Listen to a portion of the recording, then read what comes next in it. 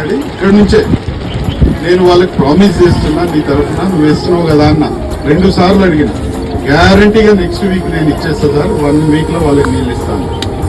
ఇక్కడ నుండి కమిషనర్ తో మీకు స్ట్రీట్ లైట్స్ గురించి అడిగాను. స్ట్రీట్ లైట్స్ కూడా ఆల్రెడీ 15 లైట్లు వచ్చినాయి.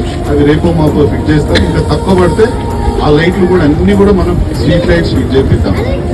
ఈ అప్రోచ్ రోడ్ ఏదైతే మీరు సర్వీస్ రోడ్ నుంచి ఇక్కడ అది వారంలో మీకు రోడ్ వేసేస్తారు.